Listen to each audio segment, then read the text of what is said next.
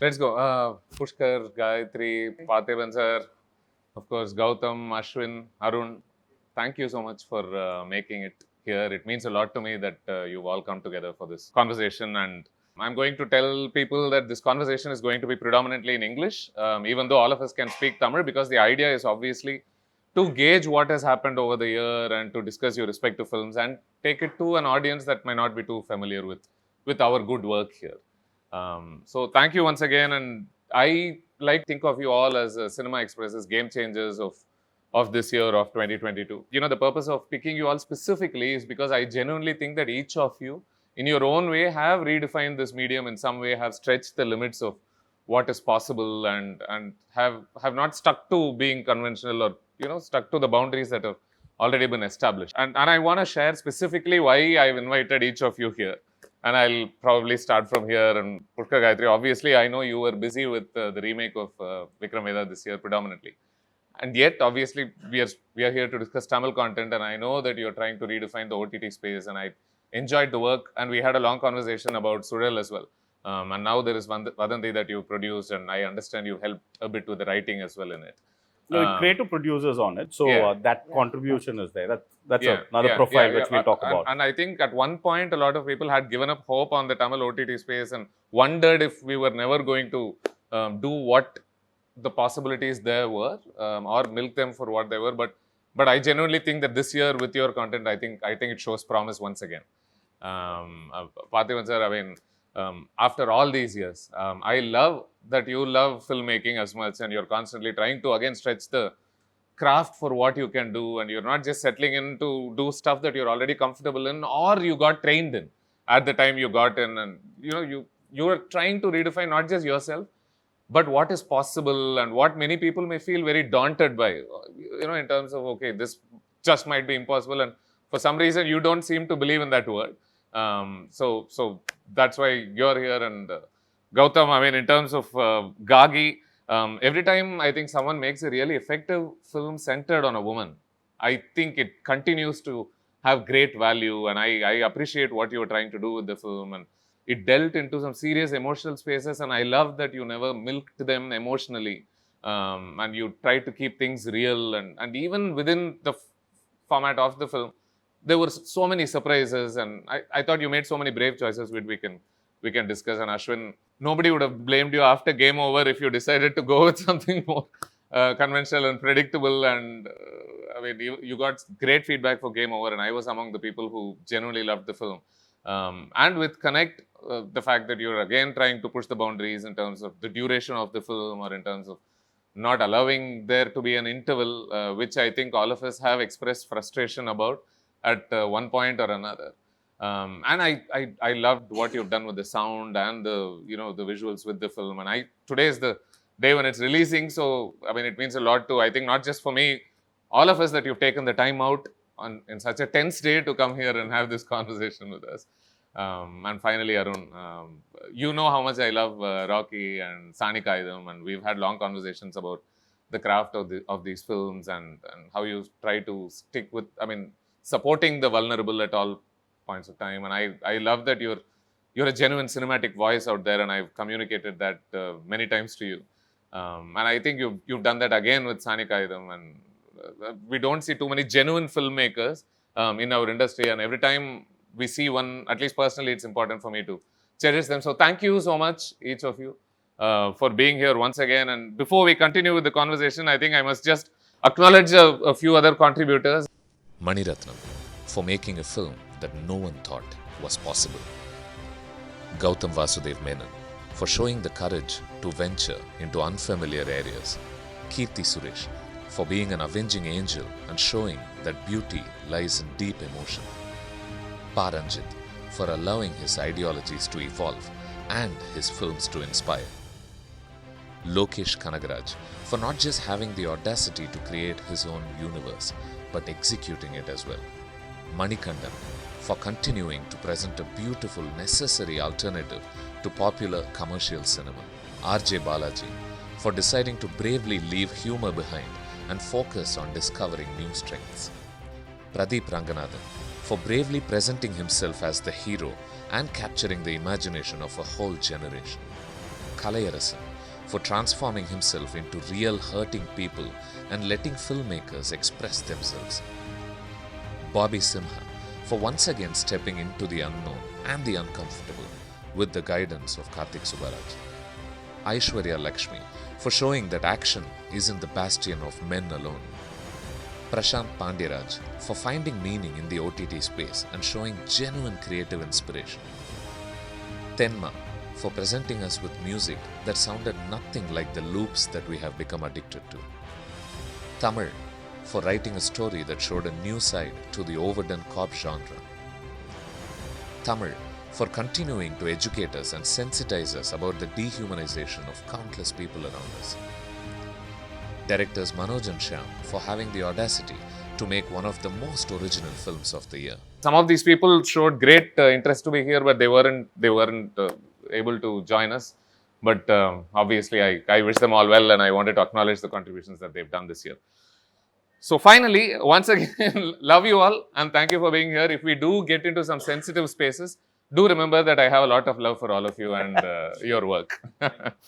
And with such an eclectic crowd, where do we begin? And maybe we can, I'm calling you game changers because I genuinely believe you're stretching the boundaries of what's possible. And do you recognize that about each other? And, I wanted to ask you if you maybe individually wanted to acknowledge something that some other person has done, in terms of their work this year, in terms, with the people that we have here. So, if anyone wants to go, maybe as people who know a lot of people here, you could. Actually, I think that way Parthiban sir has been like a huge inspiration. Every time he tries to, see, thing is, there are only finite things you can do. So, every time to come up with something that it has never been done. Finding that one thing itself, I think, is a very exhausting process. How many things, everything has been done. So, that he somehow manages to, and pulling that off is no easy task. It's like, it requires a tremendous effort and that commitment and passion for cinema. And that is, sustained it for over like decades. That kudos to him. That seriously kudos to him. And Arun, we've known him for a really long time, actually, Arun. And I love his visual style. Visual style is like stunning. So that, kudos to you. And eagerly looking forward to Captain Miller, which Arun is doing. And one of our favorite films this year has been Gargi. So we had a short conversation. So we heard what he went through to first mount the project, and then he then ended up producing it himself. So that shows a conviction in what he was trying to say, which you hear through the grapevine before the project comes out as such, that there's this boy who's doing this, and the film got a lot of very, very positive talk from when you started showing your cut around. So there was a buzz about that film long back. And we have not seen Connect yet. Today we would have gone and seen Connect if we had not come for this. So blame Sudhir. You're welcome, Ashwin. He owes us the screening. But we will be watching it over this weekend. And Ashwin is one of those few people who's taken the genre voice very strongly forward. I think it's important that this space, so there's schlock horror, there is campy horror, there's a bunch of different horror. But if you see around the world, there's a particular kind of horror which is getting a lot of critical acclaim, plus scaring the shit out of people. Movies like, say, The Witch, Hereditary, Orphan. So Ashwin follows a very esteemed path in that, where there is huge psychological depth, plus they scare you. So it's one of those films which you will want to watch that late night on one of the OTT channels when you finished up work, kind of thing. So kudos to Ashwin for establishing that genre.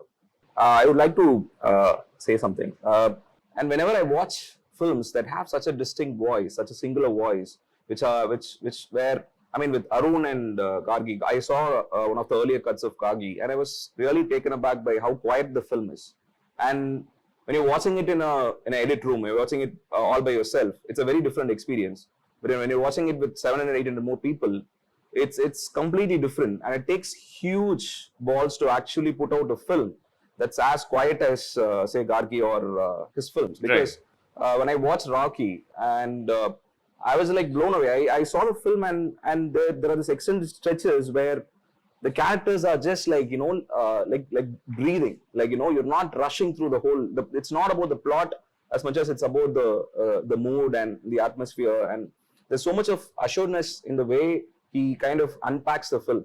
So that really takes guts, because you do it all over again the second time, the third time. And when you have certain experiences or certain results that don't go your way, you kind of tend to become a little resistant, and you kind of try to hold yourself back, thinking that, no, I cannot go through this experience like white again. toil so much. Right? Exactly. Yeah. So when you fail, or when you don't get the results you want, it becomes doubly hard when you try to do it all over again. So with Sir, I feel like there are two aspects to his films. Like, generally, the whole process of making a film, that's very different from the usual films. That itself is inherently hard. Right. But with him, he's living in an industry where he has to sell the film. And nobody is going to, stand up for you and say, this guy is taking a very big swing, let us back him up. Nobody's going to do that for you. And you have to do it all by yourself. And I find making the film is relatively easier than actually selling the film right now. Because if the film doesn't look safe, the film doesn't look like it has a safety net, then it becomes incredibly hard. People don't talk about how hard it is to actually market a film and sell a film in this climate right now. This is where I guess the audience comes in, no? Because once they show that they are willing to embrace certain types of films, then I hope that it convinces the market that, look, I mean, maybe you don't like it, but there's a huge number of people out there who are willing to support such. Yeah, that will never happen, because the number of people who are pro investing in the other argument will any day be higher than the people who are saying, let's support this. Right. But then this tribe will grow. That is already there. It's grown. So there will be some balance someday. Yeah. Parthiban sir, do you want to? Yeah, I am very fluent in Tamil. I need subtitles for an English film to understand. Okay, but we are all great lovers of cinema, not only our cinema. See, we love each and every other creators' films. Suzhal, a revolution in Yes, OTT. you were part of Sudhir also. Yeah, that is one of the reason I am pointing out. That is a revolution in OTT, particularly from Tamil. It went all over the world. That is a great thing, and I like his work. His way of not only Saani Kaayidham from the first film. I am a great lover of his handling the film, handling the camera, handling the shots. That extension of each and every shot. Sometimes a shot, without expectation, that it will extend to some extent. So I like his work. I am eagerly waiting to see Connect today. Today itself, I wanted to see. And again, there is a film festival in the evening. I am waiting. What is Gargi getting out of jealous? Because everybody is talking about Gargi. I didn't see the film, but I wanted to see the film. But today I am eagerly waiting what your film is getting more than my film. I've seen Gargi and I liked it and I loved it because I saw it. I think we started off in the same production house at one point. We're both in the same production house. And I think I was inching away. But I think so I remember them telling me the story, and I was like, it's a good story. Why you guys losing it in Ramadri? Then I was like constantly in touch with Siddharth, and I was asking him about this thing, and so finally when I saw the film, I was really happy. I loved it. I loved the way, like he said, the film had no. It was very simple. It had a very simple premise, and it had a very simple film language, and which worked well for the story. And I loved his work. And I've not seen Connect yet, but Ashwin is someone who's like what Sir said. He's being true to the genre. It's very rare we see a horror film which scares you nowadays. We end up smiling or laughing. Yeah. It's very rare we get to see a horror film. I think with the number of people who are telling him that they haven't seen Connect, I think his hatred for me is rising by the minute. Why weren't you guys at the 5 a.m. show? Sorry, please go. I'm sorry, sir.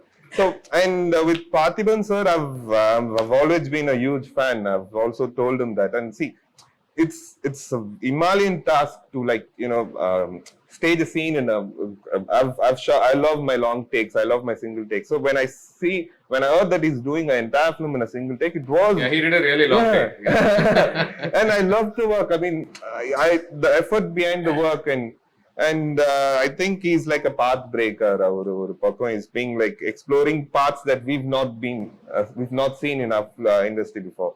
And Gayathri, Pushkar ma'am, I've known them like for 15, 16 years now. I started off with them. I've worked as an IAD first. And I love the fact that on the OTT and web series, they've really pushing the envelope on that. Yeah. I've seen some not so good work that's been popping out recently, but I think they've kind of they've set a yardstick madri. I think that's what they've achieved, and I think it's இனிமேல் வர web series பண்ணணும்ன்ற அந்த idea இருக்கிறவங்களுக்கு think it will work. They've shown us the way ன்ற மாதிரி. And open the gates. Yeah, seriously. And I like their quirkiness. They know that in films la irukkuradhu. Yeah. Sorry, Gautam, you wanted. No, so with Pushkar and Gayathri, I've followed their work for everything that they've done, and I think with Vikram Vedha, I just loved how it was reinvented completely, and even as a genre, as the fable coming to life and their own interpretation of it, and the smaller nuances, everything that made it the legendary film that was. Right to the end credits, I think you had chalk credits for split screen, Yeah. I thought, so that's where you leave your signature. You can just tell your team, adu kudthirunga and panila or something like that. But the more you keep adding, I think the more you belong to the film and the film belongs to you. And I think with Suzhal, I love the fact, so The Killing is one of my favorite. I don't know if it's there on any OTT, but it's one of my favorite, go-to OTT shows. And so every crime thriller that I see, I usually in my head by default, rate it Compare up it against. with it, It's inevitable to do that.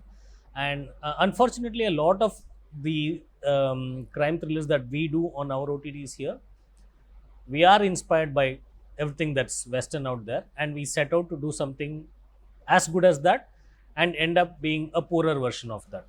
I love how they stood out with Suzhal. It had the international format, but it was as like Very rooted. Speaking of as Yeah, the rooted as- elements of folklore and the folklore, the festival, the element light, was- and I love the detailing they had in the lake. The rocks and the motor on பண்ணும்போது that it gets pulled. Yeah. All that was bloody brilliant, I thought. To put that into a screenplay and to have like goosebumps when you're watching idu lake kallu enna nadakudhu, but you're still thinking, okay, where does this lead? And I love for how they redefined thrillers, crime thrillers. Some of you have been, while speaking about each other's work, you keep talking about how much you love the craft, and you're talking about, for example, when speaking about Arun, you're talking about him stretching the limits of what's possible in terms of visuals, and you spoke about extension madri irukku அப்படிங்கிற மாதிரி. So what I want to ask you is, because it's what drives you to constantly do it with each work that you do? Because I can, I mean, what motivates you to not just deliver an acceptable looking, acceptable sounding film that focuses on finding a larger audience with its content, with its cast, maybe with everything else? What drives you to still push that craft? I mean, how do you still retain that after the difficulties you go through when you try it once? I don't know any other way. I mean, I've only made two. One is regrettable, and the other one is closest to how I wanted to do a film. So I think, I'm sorry, I have to complete something about Parthiban sir from the. I know how easy he can just stay off direction and make his money by acting. I know what the man can ask, and with 2 hits in a year, I know what he can eventually ask, and he doesn't have to worry about saying action and any of those things. So it takes a lot of to say no, I'll experiment and write it the way I want, however indulgent or whatever you want to call it. But to go out there and say, to know that your revenue is subject to returns, and still say that I'll do it the way I want, and to make name and fame of it, I think that is very incredible. அவசியமே இல்லை நான் acting பண்ணிக்கிறேன், or could do something far easier also. பண்ணலாமே. I think with his contact he can get anybody to do, which is pretty much what this question was also aimed at. Why go through something more difficult? What drives you guys in terms of? So I think somewhere when we write. It starts from that process. At one point, ideas, stories, scripts get thrown out because it doesn't have that one thing. We don't even have a word for what that is. That, I mean, the closest we can think is like an X factor. Why are we going to do this? Why should we be doing this story? So a lot of things actually get knocked out over there because I think what we do has to be significant in some way for ourselves. Then comes all the other things. Is it different enough? Is it individualistic enough? Is it new enough for the audience and all that? The first question is it exciting us? And we are not easily excitable I like people. looking at it. Yeah, like Yeah. I think the second line he said, we are not. and we are not very excitable people. So it has to be something which kind of like, only then will you get sucked into that, the whole madness of then making it. Because once you start off till it's released, and like that 3 months post release, it's going to be a roller coaster, chaotic ride. So you need to be excited by it from day one till that 4 weeks after release kinds. So it better be something which really grabs you. So that ties in with what people usually say. I mean, do something that you would enjoy watching or you would enjoy consuming. Is that pretty much it? Yeah. Like you do the sort of horror you do because that's the only horror you enjoy watching? See, the way I look at it, I mean, I kind of agree with him when he says that if it doesn't sustain your interest for a long period of time, you are more likely to kind of, stop in the middle because it's just too bloody difficult. It's just that you have to be incredibly unrealistic for you to make any kind of film. Because you're always, I mean, the odds are stacked against you on every level. And it becomes very hard, especially for people like us who came in with our own vision and ideas. Like, it was not easy. It was not handed down to us. It was always, we had to carve our own, identity in this industry, and you had to do it all over again. There's no safety net. Like, it's not like, okay, I did this film, so I'll just do 3 more films for free, or I'm going to get 3 more films regardless of what happens. It doesn't work like that. Yeah. The film has to work. It has to have merit for it to work. So for me, I always tell, I mean, I jokingly say that the excitement you have for a particular idea, you should have so much excitement that you will be losing it periodically over the period of making that film. And by the time you reach the end, you have to have some left. Right. Right. You have to, because that's the only way you're going to enjoy the process and have it be meaningful for you. So for you to sustain that, for you to kind of, go through that madness all over again, you really have to find something that speaks to you. Otherwise, you're just going through the motion.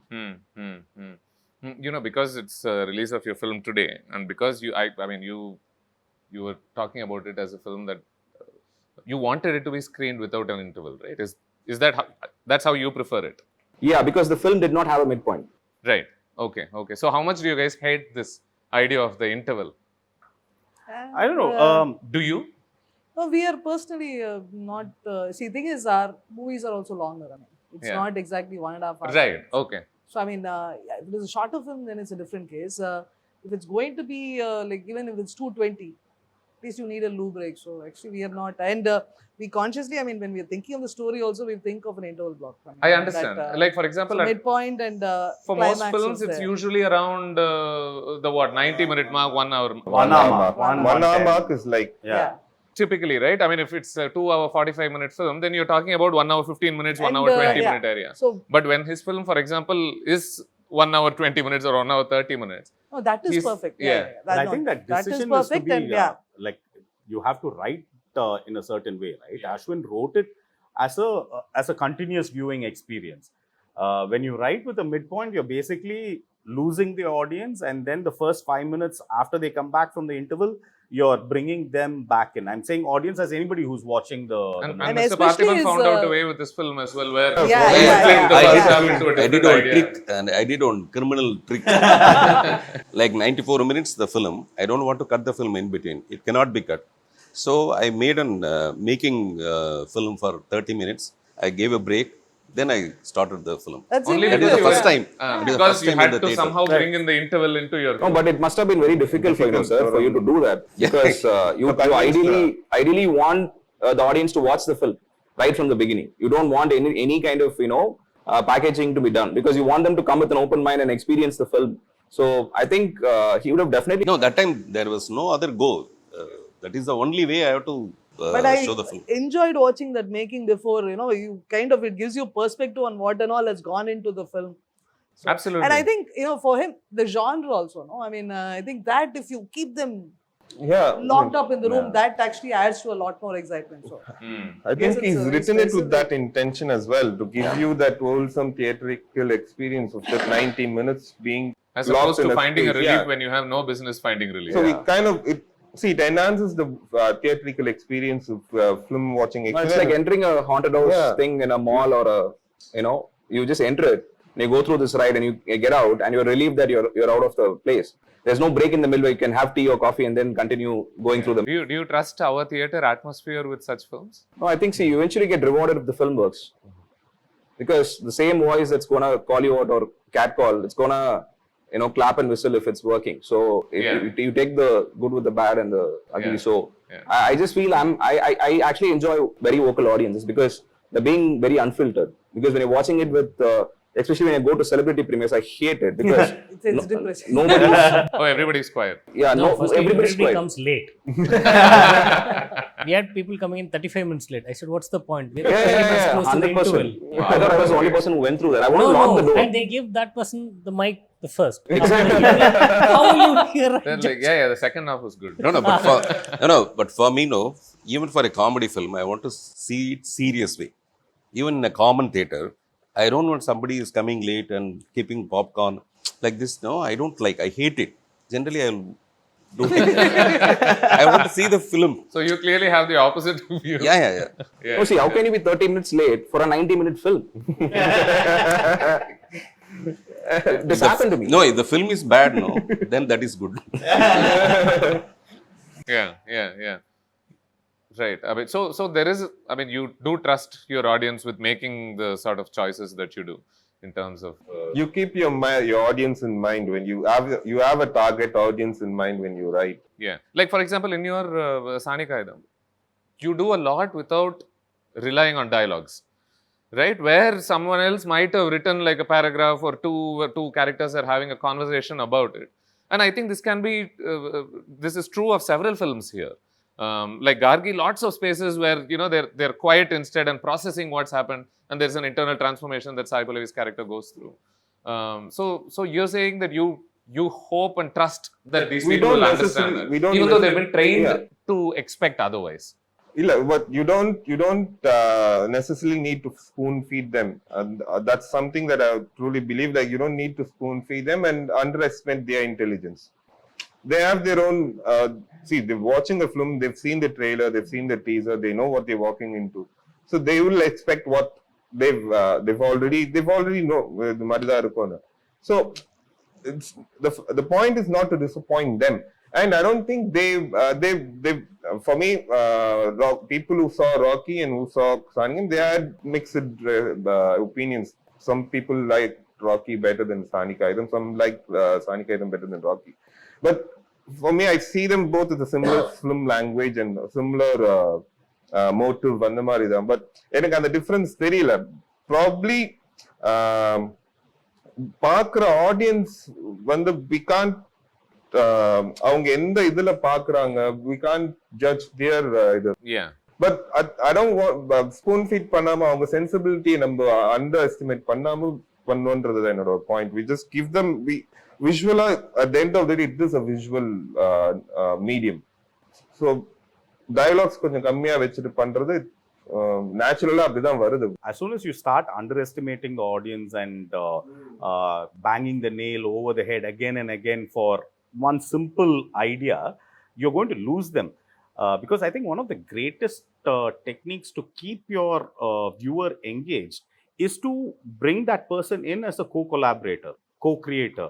So as long as that person is engaged in the process of viewing and is not completely passive, Like he's So also filling the blanks. So do you take that responsibility upon yourself? I ask you this because I was having a conversation with Ashwin the other day, and he was talking about how a lot of people seem to be fiddling with their phones while watching a film, and he wished they didn't do that because he felt that I'm communicating certain ideas visually and you can't just hear what's going on and sign out every once in a while. So I'm asking whether you take it upon yourself to make sure that they don't do it. When they do it, do you see it as a failure of the film to keep them engaged? Or Okay, I think, see, somewhere with this particular thing, we'll have to be realistic that there will be a section of the audience in any, say, movie theater or your viewing space who might be disconnecting for whatever reason. It might have nothing to do with the content. It might be just that that person has an emergency, work emergency, or he's flirting with his girlfriend, or she's talking to her mom trying to get a recipe. It could be anything. Their mind might not be completely in that space where we want them to be just viewing this. So you will have to say like, okay, I'm losing 10%, 20% of my audience to other distractions. Instead of trying to get them all in, let's concentrate on the 80% who have come in wanting to watch a movie, or sit in front of a TV and watch that series. Let's concentrate on them and give them that engagement, give them that co-creator status. right. See, for us, see, theatre is still a captive audience. So, you are there, your car is parked somewhere in between, so you can't actually get out. So, OTT for us, that was the big challenge. We don't want people to treat it as casual viewing, when you're traveling, when you're waiting, or just put it and you're like folding clothes or doing some chores.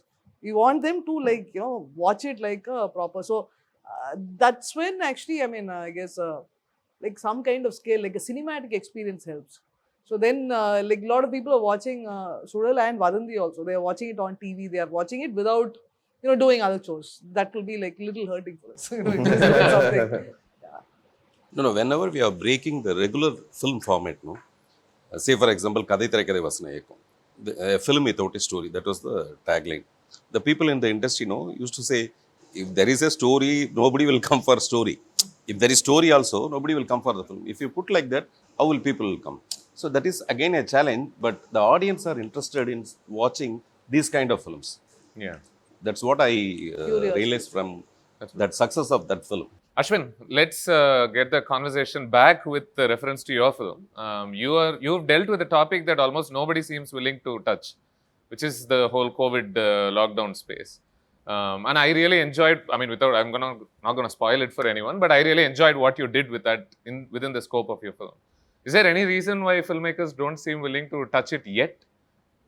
I think it was largely speaking. For us, especially like the stuff which we were writing before COVID is the ones which got made and released after COVID, Marina. So the writing process was done way before and we had started production on it. Now what we are writing is post-COVID. Is post-COVID. So now things are back to normal. So I think it's just a timing thing. Malayalamla pathina, there were a lot of films which came based on COVID. I think also because the turnaround time there was much faster. And Ashwin also, you wrote the script a little while back and he wanted to mount it. He shot it during the lockdown. No, there were no restrictions when we shot. I think it was the lockdown was slowly kind of dipping at the time. And See, what's interesting about people not very keen to kind of, talk about that whole lockdown experience is that there is a tendency to latch on to a trend whenever something happens, right? So when the lockdown happens, you pick up a camera, you shoot something with radio there, and everybody follows suit, and it becomes like it becomes a trend, and it becomes stale after a while because there's nothing. It's like somebody does a horror comedy, and everyone wants to do a horror comedy. Anything, a genre can be a trend. Also, a setting can be a trend as well. But I feel, on a larger note, I feel this post-COVID situation, I think people, writers and filmmakers themselves are kind of, I think we're still processing the kind of emotions we went through it. And we might not write a story that's set in the lockdown, but the stories, by and large, will reflect the kind of emotions that we went through during that time. Because those emotions are very universal and it doesn't pertain to lockdown time. Because like grief, loss, and depression and mental health. A lot of loneliness, which lends itself to the horror genre. Exactly. And I think we are still processing a lot of that. And sometimes it's like, you don't say the name, like, it's going to come back again. Like, you're always. Especially what we are symptoms are hearing there, now. actually. So we wrote something which was set in the lockdown, a short story which, but we are looking at doing it maybe 10 years later. Personally, why? Because I think the emotions are still too strong now. For that particular story, we wanted to look at it from where the emotion is gone and it's more an idea of what happened. Like the abstraction, intellectualization of an event, right? I guess with Connect, you're still going for that the grief which you went through, the loneliness which you went through. Those are the techniques which you would be using, right? If you're too close to the event, you have to use the emotion. Otherwise, it will just ring wrong. You know what I love about what you said? I like how you're planning something 10 years later. People like me have trouble planning 3 months ahead. No, it is like actually most of our stuff happens from whatever we've done like long time back. So the thing is, at that point of time, something won't fit in. I mean, like there's that zing factor or whatever, that X factor won't happen. So that happens very late. So it's not exactly a good thing. It's okay. I want to talk to you all about something else. I want to talk about how women are such inherent parts of a lot of films that you guys have made. Aishwarya Rajesh is an important part of Suzhal. Sai Pallavi is at the heart of Gargi. There's Nayanthara in Connect, of course, and the story itself is about a teen girl. And there's Kirti Suresh, who's at the center of your film. And I ask you this for the benefit of writers everywhere. I mean, people usually say that when you write a protagonist, ask yourself if that protagonist needs to be a man. Why not a woman? How did you stumble upon women protagonists in your respective stories? Did you seek to write one, or did it so turn out that it made sense to write one? As a writer, how do I make sure that I write more female protagonists, for example?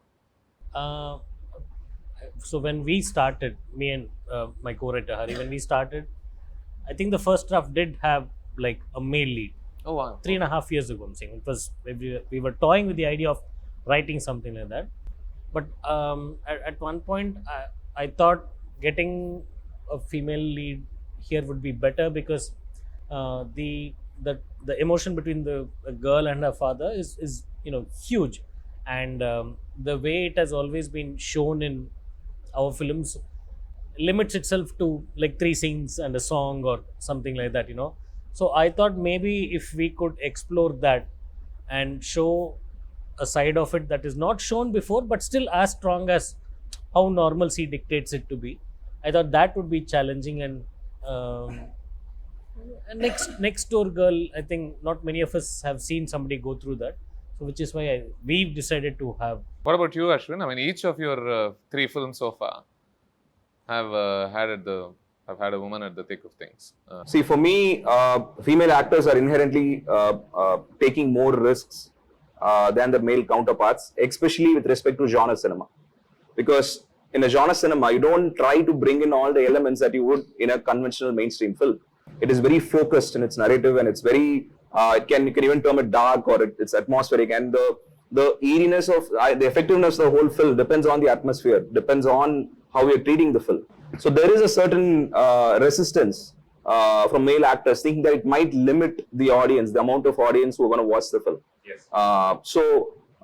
With women, I feel inherently they really go for it. I mean, with Gargi, I feel like, that's also not a safe film to do, actually.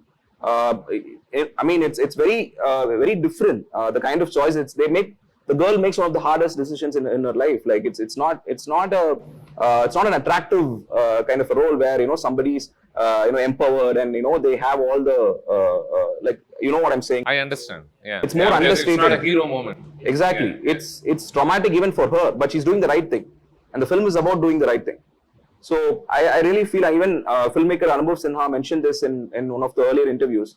He said a lot of female actors in Bollywood are open to experimenting with very interesting roles, very slightly radical films, experimental films, and I think that's a very good place for a filmmaker to be.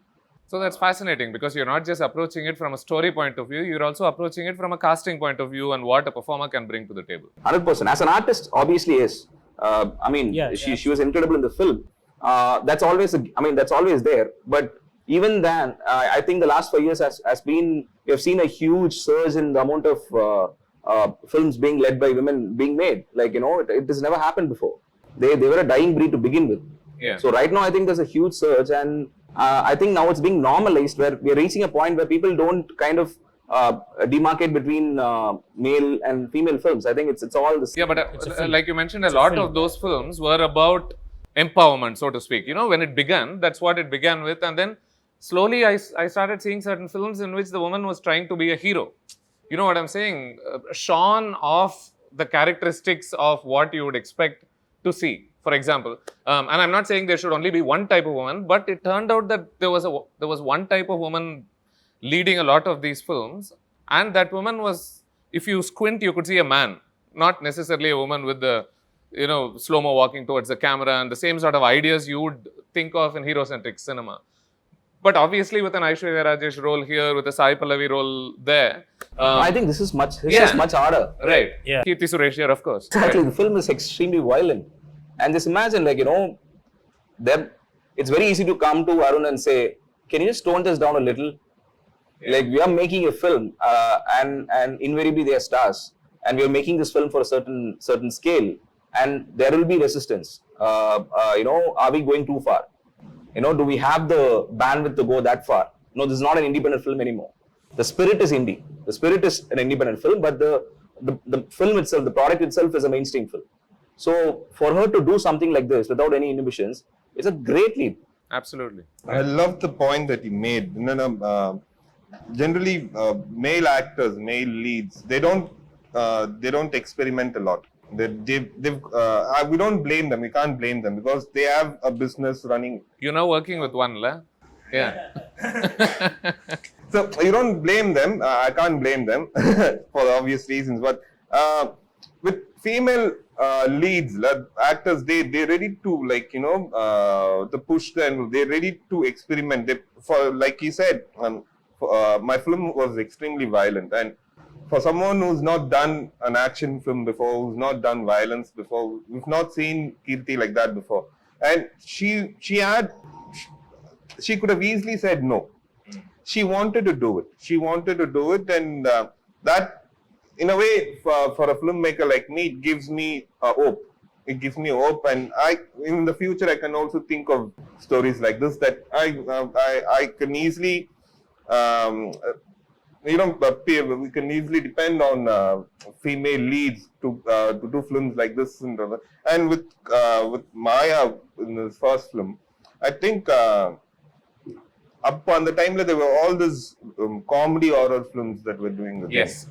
This was For actually someone like Nayanthara, for her stature to do a film like this, alla paadi padam it's in black and white. It's not, you don't see her, the entire narrative is on that guy.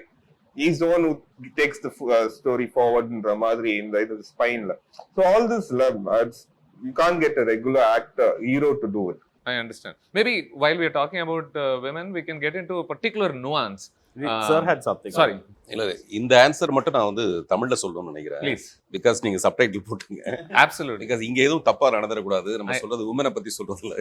அதுக்காக because எனக்கு வந்து சினிமான்னு இல்லை, ஜென்ரலா என்னுடைய brought up எல்லாமே வந்து உமனோட power என்னன்னு எனக்கு தெரியும். ஜென்ரலா நான் சொல்றது வந்து எங்க அம்மா என்னுடைய வளர்ப்புல இருந்து எனக்கு எங்க அம்மா காமிச்ச சினிமா. நான் சொல்றது வந்து உலக சினிமாலாம் நான் பார்த்தது இல்லை. நான் அப்போ பார்த்தது எங்க அம்மா என்ன சினிமா காட்டுறாங்களோ அதுல எல்லாமே வந்து பெண் தெய்வம், நம்ம வீட்டு தெய்வம், அந்த மாதிரி எல்லாமே அக்கா தங்கை எல்லாமே அந்த மாதிரி படத்துக்கு தான் அவங்க என்ன கூட்டு போவாங்க. ஸோ அது அப்படியே மனசுல டியூன் ஆகி பெண் தான் ரொம்ப சக்தி வாய்ந்தவள், பெண் வந்து ஆணை விட ரொம்ப சக்தி வாய்ந்தவள், அவளுக்கு அன்பு காட்ட தெரியும். இந்த மாதிரிலாம் அப்படியே வளர்ந்ததுனால என்னுடைய முதல் படமே பார்த்தீங்கன்னா ஒரு ஹீரோயின் மேலே தான் இருக்கும் அந்த கதையை. ஈவன் தோ அதுக்கு வந்து 2 ரீசன். ஒன்று வந்து நான் தான் அந்த படத்தோட ஒரு நியூ ஃபேஸ் ஹீரோவை நடிக்கிறேங்கிறது ஒரு ரீசனும், அப்புறம் அப்போ வந்து அந்த பெண்ணால தான் அந்த ஒரு மனிதனை திருத்த முடியுதுங்கிற விஷயமெல்லாம். பட் அதுக்கு நிறைய விமர்சனங்கள் வந்தது, தவறான விமர்சனங்கள் நிறைய வந்தது. இதை தொடர்ந்து நான் 2-3 படத்துக்கு பண்ணேன், சுகமான சுமைகள் வரைக்கும் அதை நான் பண்ணேன். அப்புறம் பெண்களே அதை எதிர்க்க ஆரம்பிச்சாங்க. பெண்ணையே நீங்க வந்து அப்படி தனியா ஒசத்தி காட்டணும் அப்படின்னு அவசியம் இல்லையே, தப்பு செய்யறவங்க பெண்ணும் செய்வா ஆணும் செய்யலாம் இல்லையா அப்படின்னு மெதுவா நான் மாற ஆரம்பிச்சேன்னா மறுபடியும் ஒரு விதமான விமர்சனங்கள். இது எப்படி ஒரு பெண்ணை வந்து நீங்க இப்படி தப்பா காட்டுறீங்க? ஸோ இது மாறி மாறி, அதனாலதான் ஆன்சர் கூட கரெக்டா நான் வந்து தமிழ்ல சொல்லணும், அது ஏதாவது பேசி தப்பா வந்துடக்கூடாதுன்றதுக்காக. ஸோ என்னுடைய அடுத்த படம் என்னவா இருக்க போகுதுன்னா, யாதுமாகி நின்றாய் காளி. ஒரு பெண் எவ்வளவு சக்தி, அவளுடைய சக்தி எப்பேற்பட்டதுன்னு சொல்ற மாதிரியான ஒரு படம். இப்போ நீங்க சொன்ன பாயிண்ட்ல இருந்து I wanted to ask you something else, but we'll get to that. இதுல இருந்து as a derivative, a few years back, when films came out, we had what seemed to be constructive progressive criticism about that film. Hey, this portrayal is wrong, and stalking is wrong, and these were all of this criticism was happening, and we saw that it impacted a change in the sort of films, and even in mainstream films, how they approached love stories and romance angles and everything. But I'm wondering if now it seems rather polarized, in the sense that if, for example, a 2.5 hour film has like a 5-minute portion in which the portrayal was wrong, now I'm seeing an active group of people seeking to cancel that film for that 5-minute portion, saying the portrayal was wrong and we will not have this film anymore. And then this ends up resulting in an opposite effect from the other side, who says, you know what, this is why we don't like constructive dialogue about films anymore, it doesn't matter. Do you see this conversation being a bit binary, and do you see that being a bit of a problem? Or I think anything you do know in this present times, there is going to be a certain level of pushback from some quarters or the other. You'll have to just take that with a grain of salt. I mean, if you make a film which pleases everybody, then at least we shouldn't be the people doing that. That means you're doing that the most homogeneous of I'll tell you why I'm asking you this, because I had a conversation with someone who approached me in a theater while I was waiting to see Connect. And they told me they hadn't seen some film. And I was asking them out of academic curiosity why that was. And they said, because my friend told me there is a small portion in which they've shown this character wrong, and it really pissed me off, and I don't want to watch that film and be even more angered by it. Yeah. And I said, but that's 5 minutes, and if it irritates you, I understand, you can pass your messages accordingly. And it's not just about the portrayal of women, which not just about women. You portray people the are right getting in offended too easy. I mean, you portray the right wing in a certain way, you portray the left wing in a certain way, you portray Republicans, conservatives, whichever you portray, there will be a pushback from that. I mean, right now the pushback even comes from, why are you showing my hero like that? Why are you showing my superstar like that? Yeah. So the pushback will come some way or the other. So my concern here is, this dialogue is meant to make filmmakers better, right? I mean, filmmakers must see this dialogue, this criticism, and hopefully understand that, okay, so these are my biases. And like he mentioned, someone pointed him towards a certain bias, and he started seeing women, and he understood that, okay, you know what, it's not their job to transform the hero. And he changed. But now I'm wondering if the dialogue that's happening is oriented towards follow up change. On the point why it's a question of the time is, see, even 10-15 years back, that feedback was coming from, say, 10-12 trusted sources. Okay, you had these mainstream newspapers who were writing reviews and criticisms of it. You had these people associated with what they write. Now, the feedback is twofold. One is you have criticism coming from all this. Then you have hundreds of nameless people commenting on that on Twitter and Insta and on Facebook, and all the social media platforms now give voice to a larger group of people. So, I don't say that is unhealthy in any way. We have to give the voice to the people who are actually watching it. But how much are you going to take from that voice? We were talking a little earlier. See, when you're seeing stuff about your film or your show on social media, you're searching with a hashtag, or you're searching with somebody who has tagged you onto that tweet kinds. So you're seeing one microcosm of the debate. So our viewpoint is actually very, very filtered. We are not actually seeing what the debate really is. Maybe you would be exposed to a lot more of the debate, but we are actually exposed to a very small part of the debate, especially if somebody is praising us or shouting at us. Those are the only two things we see. Yeah. We don't actually see the debate happening between people.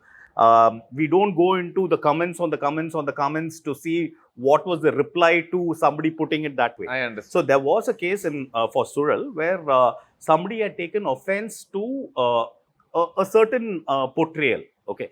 And it was not the key portrayal. It was one other portrayal. Right. And she had gone on to put some 10-15 different posts over a period of like some 2 weeks. I mean, she didn't let go. She kept on posting about this.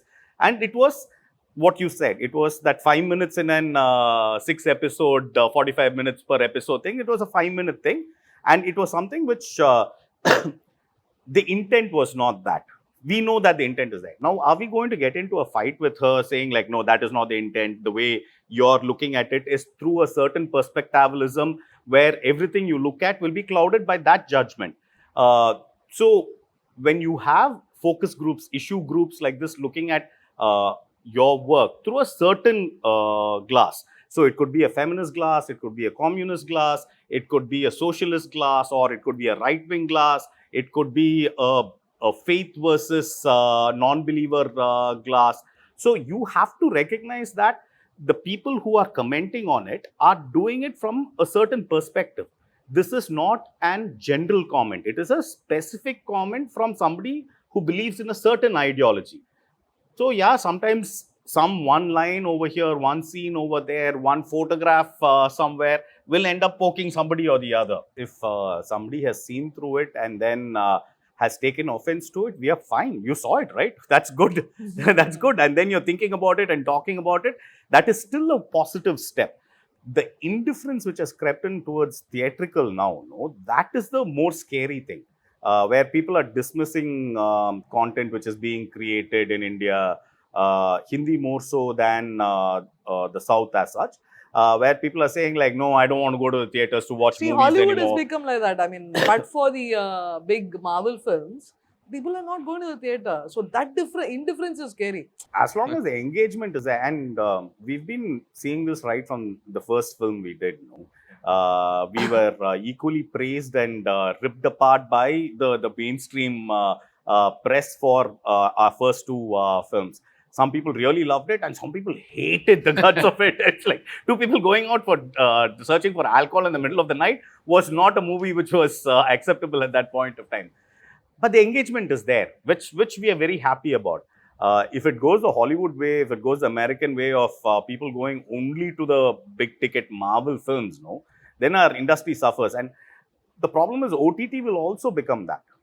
OTT will also become only a certain kind of films will work. I think a lot of the platforms have they've already started speaking that way. They need star names. They need who's the name in it, who's the star in it, is it broad based, is it going to connect with a larger audience? These are conversations which have started over the past 6-8 months in even the OTT space. So we have to safeguard our audience. That is important. Gautham, you wanted to? Yeah, so following up on what sir was saying earlier, so you know, after my film released, and I initially I had a lot of people ask me, you've shown that, you know, so the film talks of the watchman doing something.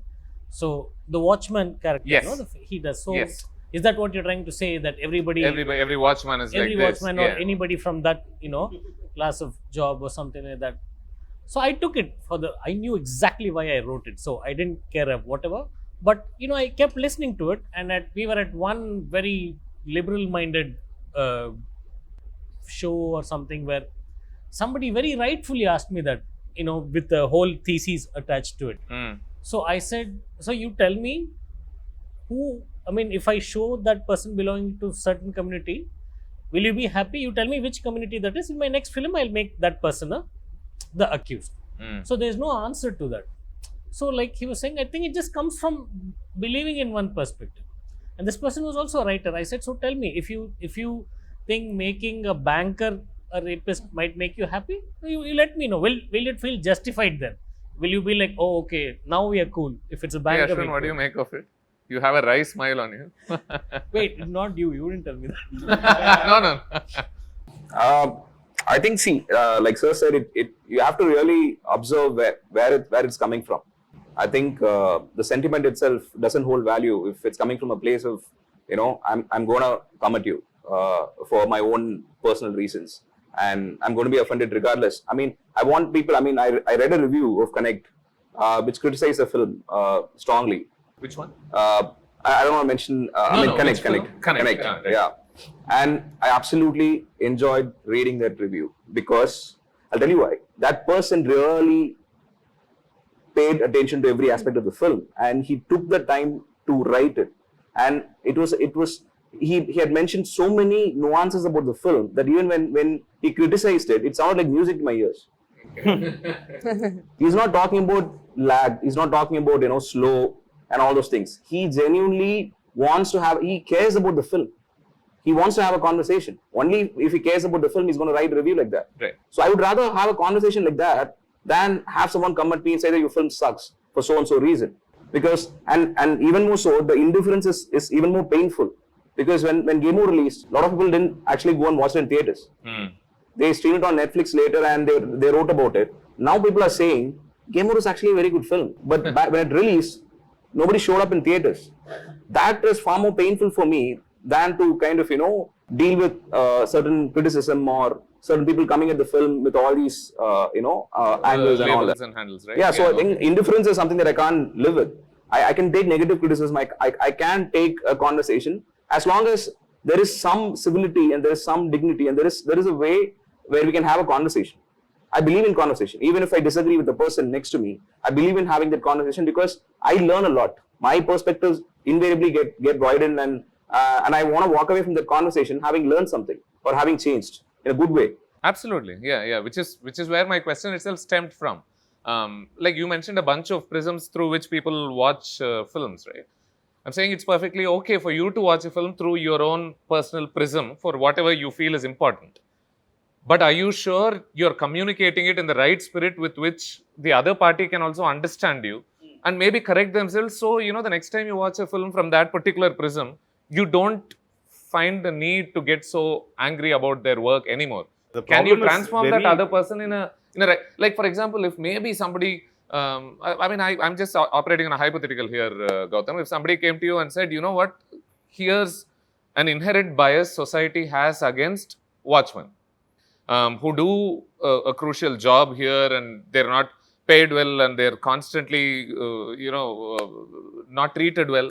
And if somebody comes to you in a well-meaning place and tells you that I am worried whether this could make people's view of the Watchmen even worse, how would you respond to that sort of view? I would tell them, but look at the bigger picture. We are dealing with a film where the heroine's father, who ideologically for decades has been shown to be the right guy, ends up being somebody else here. So that is my yardstick. That is what I'm trying to say, that safety is an illusion. Anybody around you could be anybody. So don't, because when many people said I said he could be just he could be. I'm not implying everybody is, by that logic no film should get released if you're saying this is what it is. So that is what I would tell somebody that bigger, and people have asked me diplomatically as well, analu and So your point, sorry. So your point, you have to ignore those kuti, otherwise you will run writing on the process you will get confined. You will put yourself, you will kill your writing. Your ideas will die there. If you think you can cripple somebody by saying these things, especially an artist, because we are very fragile and we constantly face rejection. It's not easy, and your comment can cripple somebody, and you can restrict someone from expressing themselves. That's the worst thing you can do to someone. To an artist especially. Yeah, you curtailed your expressions. Which is where I think it's important for people also to see a film and really ask themselves whether this film means ill, whether this film means to make the world a more horrible place. And there are films like that as well. So I think then you will understand whether... I think you wrote that somewhere, which I thought was very... it's a very good yardstick to judge a film by. Does this film make the world a better place, or does it make it or at least does it look to make the world a better place? At least the intent is right. I thought the heart is in the right place. I think also the fact that Savera, this we take for granted as writers. When we write a character, they are not representative of their community, their job, their social, political milieu and all that. Those are aspects of them. So the protagonist, antagonist, we define them with a certain set of characteristics, but that doesn't extend beyond that person. So if you show the villain of your piece as a lawyer, you're not saying all lawyers are like this. If you show the villain of your piece as a cop, you're not saying all cops are this way. So this is something which all of us take for granted, which we think the larger audience also has this understanding. I mean, we have seen hundreds of films in which a cop or a politician has been the big bad villain. But we don't consider all politicians to be villains, or there will be no political party coming to power. Not be the worst thing to assume, but okay. So even that, and I specifically say politician because right now the big bad villain is the big corporate. No, I mean, at least there you're attacking a more powerful person than you, and I think there's always utility in hurting authority, right? Actually, no. Then it actually boils down to the same thing, you know. Then whether it's a watchman or a big bad corporate, I mean, so that is all like sweeping things. I mean, Right. so like huge assumptions you just make. See, unless you're specifically targeting a community, a class, And they've always been shown a certain way. Maybe. If you're targeting a group for whatever specific reasons, the simplest thing would be when you show a bad cop, you also show somebody who's good. You show a cop who's diligent in his duty, who's trying to fight corruption. They might be a minor character, but they also represent the flip side of the profession as such. They will leave that out. They will leave out the good cop who has been represented and talk only about like why are cops being shown in bad light, as an example. I understand. So that is a lens by which the person who is seeing it needs to just recognize that they are seeing it through a lens. We recognize that. We are pretty much okay with it. You see through whatever prism of ideology you want to look at a piece of art, and that is what criticism is all about. I mean, we had ideological based criticism of Van Gogh, of Rembrandt, 200 years, 300 years after they have done their paintings. So that is accepted in the field of criticism. So we are okay with that. So maybe I can ask you all this. Then it becomes clearly important for each filmmaker and each writer to be aware of the different dynamics in the society that their story is set in or they live in. I'm sure before you made films, you would have interacted with the society as you know, as an individual, and maybe you had a more open understanding of what was going on. How do you make sure that you're still aware of what's going on once you get into this business and you're surrounded by the dynamics of this business all the time? And maybe somebody like Parthiban could be an excellent person to answer this.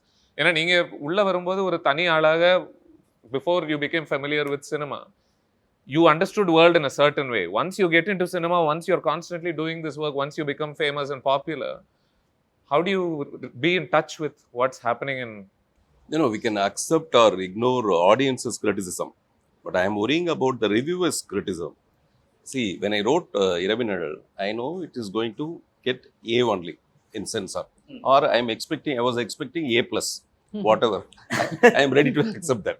See, in such a way, I wrote the script. Right. The film was A only. The reviewers reviewing, like, it is not good for the family audience. The reviewers are telling see, same enakku.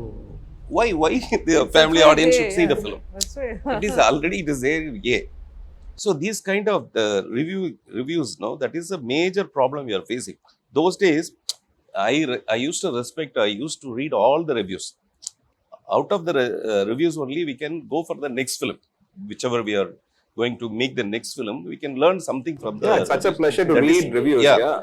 That was my idea. But nowadays, they are doing it for that YouTube revenue, not reviewing. Revenue only they are doing. So those kind of reviews, no, it's actually disturbing. I think that is a major... Constructive criticism will always help the filmmaker to learn. It helps you learn the mistakes that you've done. But when it's all out, you know, just let us go for it. And other than konjam heartbreaking, when you give us a constructive criticism, either in the knowledge this is not working and this, that's fine. But when you just trash the entire thing, it belittles the effort that they put in. Probably would say it heartbreaking, I guess. Why? Sorry, go. Follow up on what Sir was saying. So I was actually lucky. I mean, we did get a lot of positive, but you do have ones here and there said, இது ஃபேமிலியோட போய் பார்த்தீங்கன்னா உங்க family பிரிஞ்சிடும். Because we're running out of time, I just want to ask you a few questions. I want to talk about the importance of supporting actors in many of your films. Satyaraj is tremendous in your film, as he has been in several films this year, I think. I liked him in Veetla Visesham, I liked him in Love Today, and I think he's going through something of a rich phase at the moment. And Parthiban himself had a vital role to play in Suzhal, and Santana Bharati had interesting roles to play both in your film, and of course Vikram and Ilango Kumaravel did something there as well. Kali Venkat, of course, had a really nice role in Gargi, and I enjoyed him. Do you guys have favorites when it comes to supporting actors and anything? I mean, do you feel certain actors you wish were more utilized? Because in many reviews, I often see that point being made about films, right? Okay, they've cast this person, but they've not made the best use of that actor. Thing you can hear. I get it. Yeah. I like casting people that I've grown up watching and liking. Kali, of course, is different for us. It was a whole episode in itself. Yeah. But the other supporting art, and of course, I like to work with new people because somebody gave me a chance to do a film, and that's how I became a filmmaker. So I'd like to reciprocate and see there are a lot of people who want to become artists and who genuinely have it in them. So it's nice to source them and recruit them. Other artists, yeah, the ones that, like Livingston, I cast because I loved what he did in Anjade. And that shot, there's a dialogue he utters, appo our face shot irukad because it's Mishkin's filmmaking. So, but avlo effective ana or performer. And I've also seen that a lot of these people like Kavita Alaya Krishnan sir, Livingston and R. Shivaji, they're raring and waiting to work with younger directors who experiment with the kind of things that they can do. So that is one reason that I try and choose. Okay.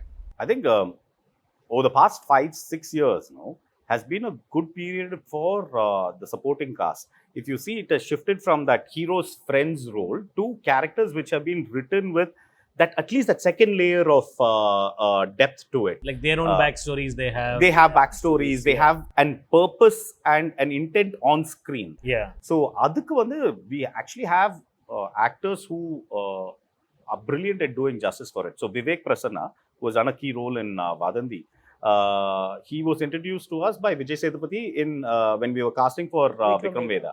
So he's an actor we'll consistently work with and recommend to everybody. I mean, like, if somebody calls up and asks, hey, we need somebody like this, can you think of something? Vivek Prasanna. So, like, there are a bunch of actors like that whom we really appreciate for the skill and for the passion which they can bring to any role. And not necessarily be at the center of things also. Yeah. But we are also very protective of them. So, when we recommend somebody, we make sure that it is not a one-line role. One line, as in not in one speaking line, that there's just one reason why that person is being cast. I understand. So make sure that they get some depth in what they are doing, kinds. So you have to be protective about the talent which you've seen and you want to work with, and you want to make sure that they don't end up wasting a long period of time to be in the background somewhere. Kind. I mean, you spoke about how these roles have changed inherently, and I thought something else seems to have changed as well. Looking at the real big films that collected ridiculous amounts of money this year, like a Vikram, like a KGF 2, looking at these films like a Kantara, it makes me wonder whether the idea of this hero who can collect a lot of money has changed also. Because all these... no, I see. Actually, I mean, Kantara is one of those things which will happen very rarely. I mean, it's not like a thing which... It's you touched can by repeat. God, it's actually. not, It's touched by God. Yeah, so that actually you can't put it in the same bracket.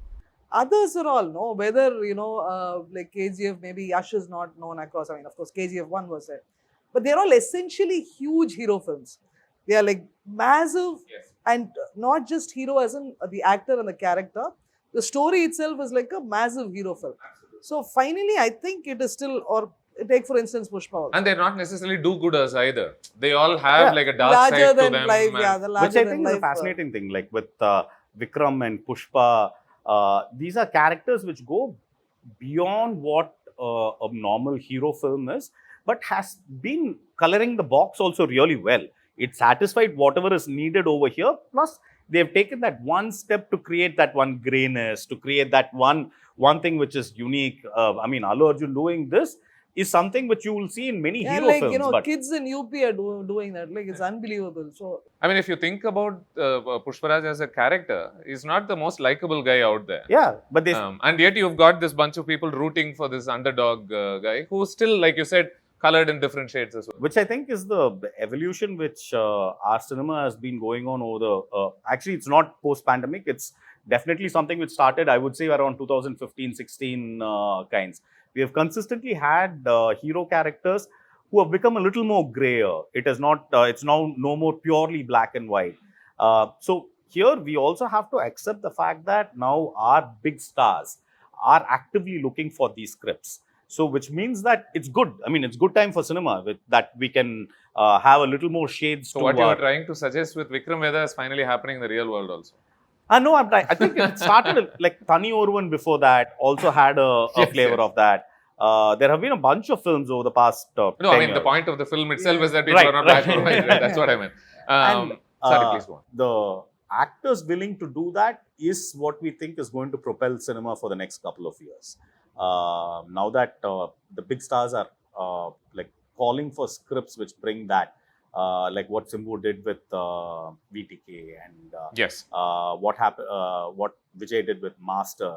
All these are actually examples of a dramatic shift in the way we are going to see these big star films. I want to discuss a couple of things that are in conversation right now, and without getting specifically about those subjects, maybe we can discuss the ramifications of it in terms of the artist that you are. Somebody wears an orange cloth on them and dances, and it gets into trouble, and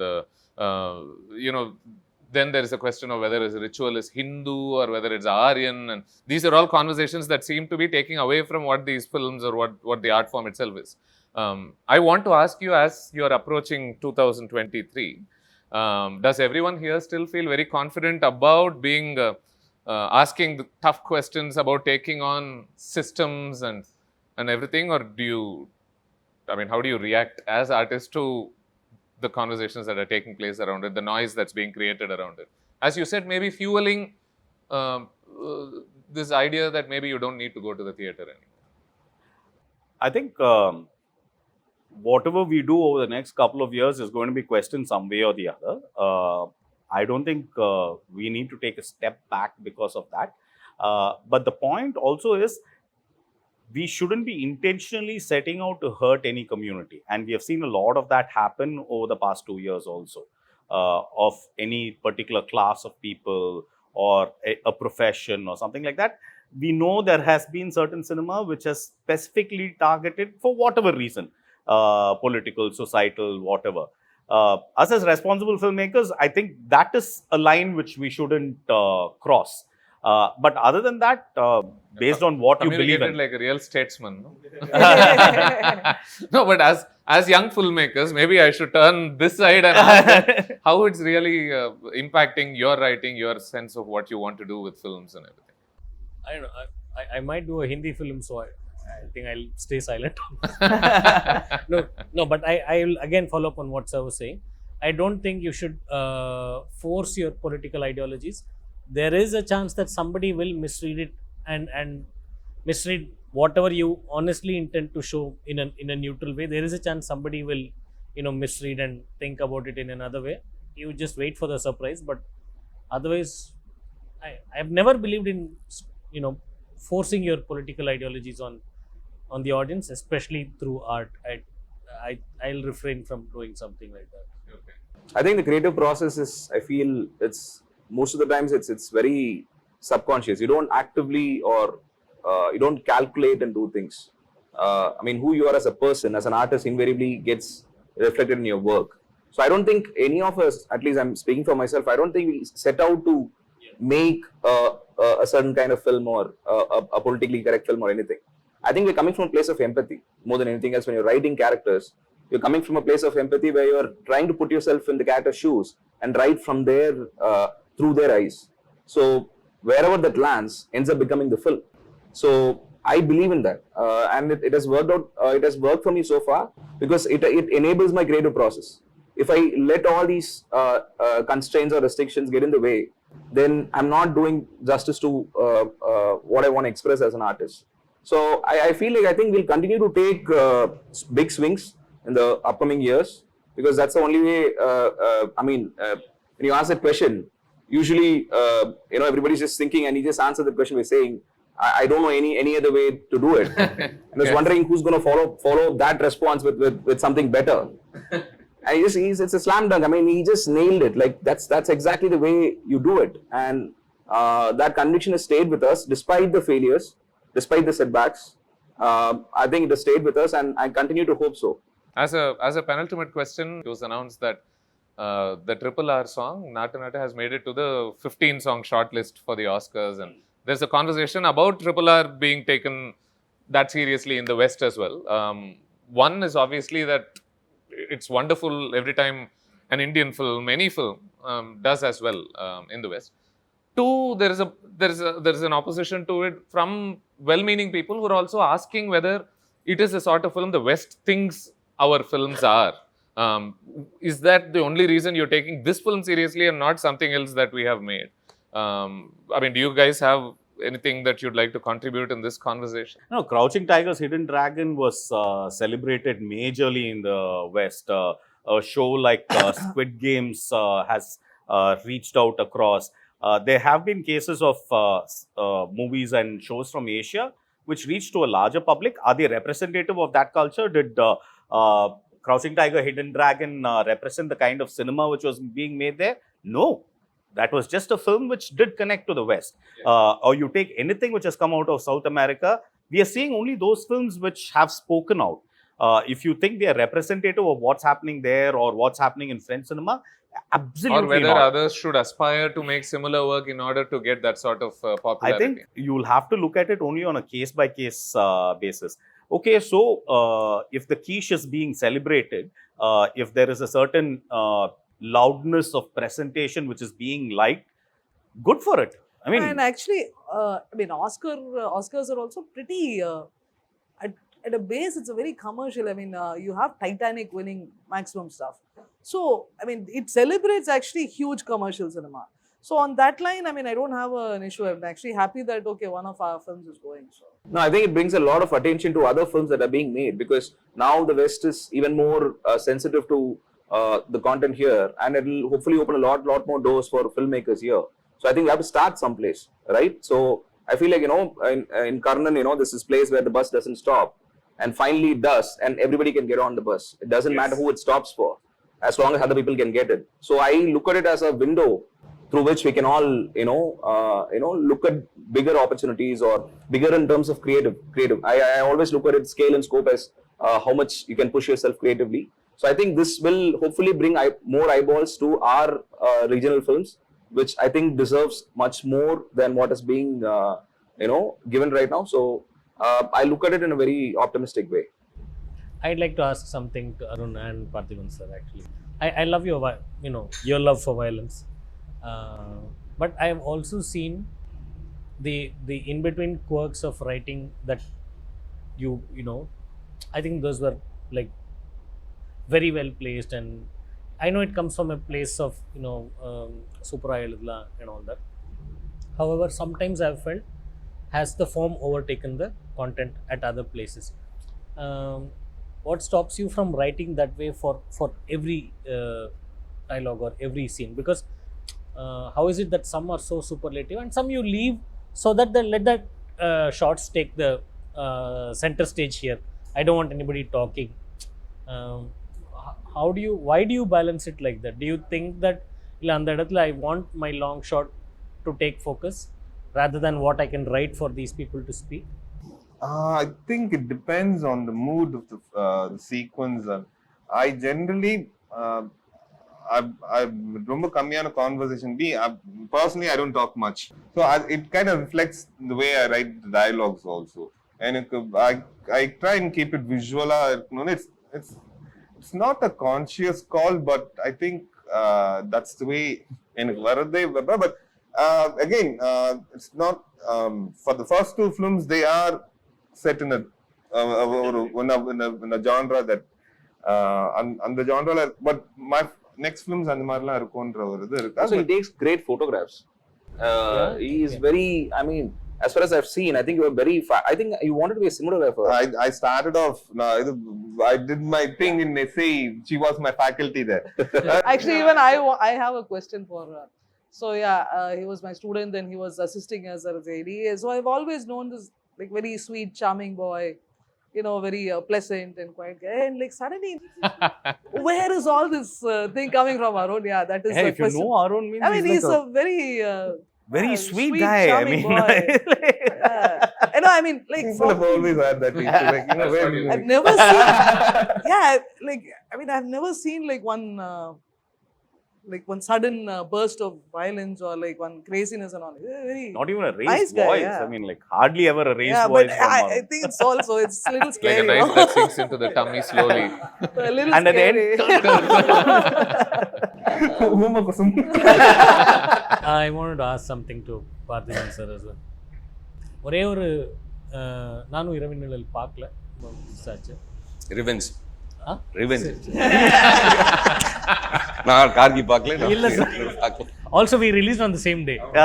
so ஒரே ஒரு review work கேட்டது மட்டும் எனக்கு தோணுச்சு, நான் உங்களை எப்பயாவது meet பண்ணால் நான் கேட்கணும் அப்படின்னு. The most infamous review only இருந்துச்சு.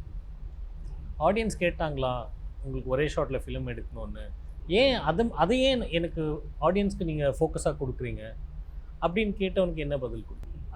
as somebody who has directed from a national award winning film till here, what is your answers? இது எனக்கு ஆரம்பத்துலேருந்தே இருக்கிற கேள்வி. எல்லாரும் செய்கிறதுலேருந்து வேற ஒரு படம் நம்ம பண்ணணுங்கிறது.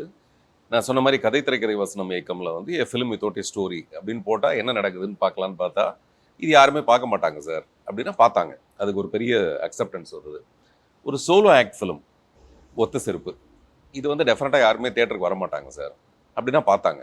ஸோ இந்த மாதிரி எனக்கான ஒரு எல்லாரும் ஒரு ஃபில்ம் பண்ணும்போது நம்ம வேற ஒரு ஃபில்மும் வேற ஒரு டேக்லைனும் வேற ஒரு இன்ட்ரெஸ்ட்டையும் நம்ம அதில் க்ரியேட் பண்ணால் எப்படி இருக்கும், அது வந்து என்னுடைய ஐடியா. அப்புறம் நிறைய இப்போ நம்ம வேர்ல்டு சினிமாலாம் பார்க்கும்போது சேம் கதையை வேறு என்னென்ன விதமாக சொல்கிறாங்க. அது ஒரு ஷாட்டில் சொல்கிறதுன்றது ரொம்ப கஷ்டமான ஒரு விஷயம். மேபி அதுவே தான் நம்மளுடைய ட்ரிகர் பாயிண்ட்டாகவும் அதுவே தான் அவங்கள உள்ளே இழுக்கிறதுக்கான ஒரு பாயிண்ட்டாக இருந்தால் எப்படி இருக்கும். ஒரு ஷாட்டில் இப்போ 1917 நான் போய் பார்த்தது வந்து ஒன் ஷாட்டில் எப்படி அந்த படம் எடுக்க முடியும்.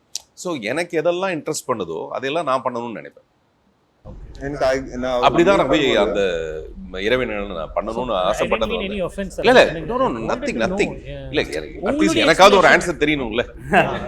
எங்களுக்கு சார் கிட்ட ரொம்ப பிடிச்சது was for every film which he does, there will be always something which is he's trying unique about it.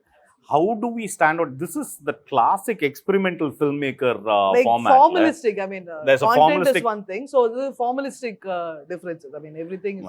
If man was in US, his films will be permanent installation at Art Institute of Chicago and stuff like that. This is like proper experimenting with the form, which இல்லை நீங்கள் triple ஆரை பற்றி நீங்கள் சொல்லும்போது நான் சொல்லணும்னு நினச்சது, நான் நினச்சிட்டு இருக்கேன் இந்த அவுட் ஆஃப் த பாக்ஸ் திங்கிங்க்கு தான் வந்து அதிகமான மரியாதை கிடைக்கும் when it comes to award. அந்த மாதிரிலாம் விஷயம் இருக்கும்போது அந்த மாதிரி படங்களுக்கு தான் ஏகப்பட்ட மரியாதை கிடைக்குங்கிறது என்னுடைய அபிப்பிராயம். அதனால தான் நான் அந்த மாதிரியான விஷயங்களை நான் ட்ரை பண்ணுறது. பட் அது ஜென்ரலாக கமர்ஷியல் ஃபிலிம்ஸ்க்கு நீங்கள் சொன்ன உதாரணங்கள்லேருந்து அந்த மாதிரி கிடைக்கணும் போது நமக்கு என்னென்னா அந்த இன்ட்ரெஸ்ட் ஏன் நம்ம இப்பெல்லாம் கஷ்டப்பட்டு பண்ணணும், அடுத்த வருஷம் 4 கமர்ஷியல் படம் பண்ணிடலாம்ங்கிற மாதிரி நமக்கும் தோண ஆரம்பிச்சிருது. வேற ஏதோ இல்லை. அவர் ஆஃப்டர் இரவின் நிழல் படம் பார்த்துட்டு I told him, sir, it's not எனக்கு the thing that worked for me in the film is not the single shot. And obviously the effort is there and இதெல்லாம் இருக்கு, but it's about this guilt that this character carries through his lifetime, and that's what worked for me, and the guilt following him, and that's what worked for me. I even told him it's and the single shot is a tool that he used, and it's a tool that he used, but and சொன்ன அந்த விஷயம் வந்து did work for me. And புரியுது. It's like if you make a film in black and white, and you're using it to communicate a certain other story, and if that helps you communicate, like Pushkar sir said, if he had been making films in Europe, last one tried made a film called Mandalay, Yeah. which was on a stage. Idu maridhan. They've just drawn. I told him, chalk this on it. This is my space. This is my room. This is my house in Ramadri. They've made a film. They've broken on the fourth wall. They've broken the form. So that's what. Moreover, எனக்கே வந்து sir சொன்ன மாதிரி நமக்கு ஒரு interest வரணும் ஒரு படம் பண்ணுறதுக்கு. நமக்கு என்ன இன்ட்ரெஸ்ட்? ஒரு சிங்கிள் ஷாட்டில் க்ளோஸ்அப்பையும் மிட் ஷாட்டையும் லாங் ஷாட்டையும் அச்சீவ் பண்ண முடியுமா? அது எல்லாமே எனக்கே கொஸ்டினாக இருந்தது. அது எப்படி எவ்ரிடே ஷூட்டிங்கில் அது ஒரு பெரிய ப்ராப்ளமாக இருந்தது. இந்த பர்டிகுலர் டயலாக் வந்து க்ளோஸ்அப்பில் தான் நல்லாயிருக்கும். க்ளோஸ்அப் வரைக்கும் போயிட்டு திரும்பி மறுபடியும் இவ்வளோ தூரம் வரதுன்றது அந்த டிஸ்டன்ஸே வேஸ்ட்டு. அப்போ நம்ம எப்படி இதை அச்சீவ் பண்ணுறது? ஸோ எவ்ரிடே நான் ஷூட்டுக்கு போகும்போது எனக்கு ஒரு பயங்கர இன்ட்ரெஸ்ட் இருக்கும். இதை மற்றவங்க என்ன ரசிக்கிறாங்கன்றது வேறு விஷயம். நான் என்ன லேர்ன் பண்ணுறேன், அது எவ்வளோ தூரம் அக்செப்ட் பண்ணப்படுதுங்கிறது அது எனக்கான ஒரு சேலஞ்சாக நான் கிரியேட் பண்ணிக்கிறேன். With Ashwin and the seas making horror films, that requires a set of film language. Adukun or film language irukku. I think he's doing it really well. And we can't நம்ம ஜெனரலா பண்ற ஒரு formula films மாதிரி you can't go set horror film அந்த ஒரு இதுக்குள்ள அதுக்கான short break downs வேற, அதுக்கான கேமரா மூவ்மெண்ட்ஸ் வேற. I think that's what makes this film distinct in our industry. இப்போ வர horror ஃபிலிம்ஸ்லாம் this film stands out because of the film language, which is very true to the genre. And இது Also, I this is the first time I actually have to thank Ashwin. He was one of the reasons that I ventured into production. He knew what I was going through earlier before I started with other artists and other production houses and all. And he said, what's the point, Gautham? We need to enjoy the process of filmmaking. And that is something I had lost out on big time in the first film. And had I gone in the same direction, that would have happened in my second film. So it's actually that day evening that I think that planted a seed, and I told myself so the film actually has a thanks card to him. I don't think he knows why this is why. I realized that dialogue was so important to enjoy, and I absolutely did. No, coincidentally, I didn't know that I planted that seed where he made that decision. He actually helped me quit a film. I was working with a production that I did not align with, and I was going through a very bad process for a couple of months, and I needed legal help. I see. Because of a lot of complications. I was contractually obligated, so I needed legal help to sort through it. And he's not just... Who better than to offer legal help? So I'll tell you, he is... Free legal. Yes. Like, just like Kali Venkat's character, I mean, I went to him and he was, I mean, in this industry, people return favors. They don't help you. In a lot of times when you go to someone, they're looking at, what has this guy done for me? Why should I help him? That has been my experience so far, and I'm feeling very wary of seeking help, because I would rather do it myself, and I don't want to be disappointed. I don't want to be rejected, because it feels even more crushing. Right. So when I went to him, he did not ask anything. He just said, what is the issue? And he really helped me through the whole process. For 6 months, he was so patient with me, and he helped me through that whole process, and I always be grateful that he was there next to me, helping me out. And he did not do it for anything, I mean, I couldn't return the favor yet. And he just did it out of the goodness of his heart. And also he wanted me to really, come out of the situation, because he knew that I was suffering. So it is something that he was truly looking out for me as a filmmaker, and that really helped me out. So I think we actually mutually, me unknowingly I did, but he really helped me out through, and I'm really glad that I made the decision, because it led me to make connect. So you guys really connected then. Oh damn. On that really sweet note, let's wind up this conversation. Thank you so much, each of you, for coming here and being so open and transparent with what you were trying to communicate. And I hope you all had a great time here. Thank you. Yes, thank you so much. Thank you.